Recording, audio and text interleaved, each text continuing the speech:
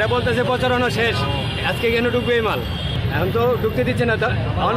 পারলে একটু আপনারা একটু আসেন এদিকে, এটা হাইকোর্টের সামনে, একটু আসেন।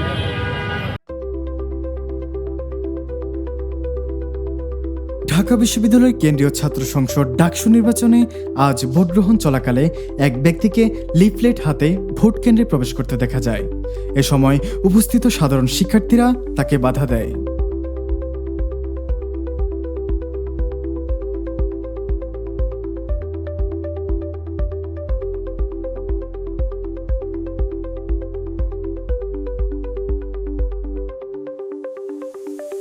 চোখের সামনে দৃশ্যমান ভিডিওতে দেখা যায় ওই ব্যক্তি ভোট কেন্দ্রের ভিতরে প্রবেশ করতে চাইলে শিক্ষার্থীরা প্রতিবাদ জানায় এবং লিফলেট বিতরণ বন্ধ করতে বলে।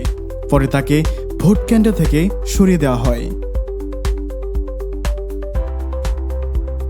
এই ঘটনার পর শিক্ষার্থীরা বলেন, নির্বাচন সুষ্ঠু ও নিরপেক্ষ রাখতে হলে প্রভাব বিস্তারকারী যে কোনো ধরনের কাজ প্রতিহত করতে হবে।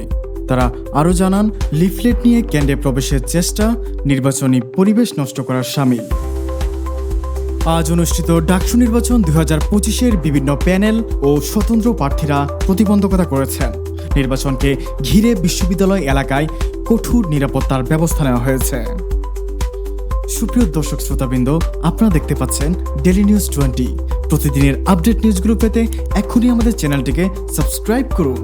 ফেসবুক থেকে আমাদের আপডেটগুলো পেতে এখনই ফলো করুন ডেইলি নিউজ 20 পেজটিকে।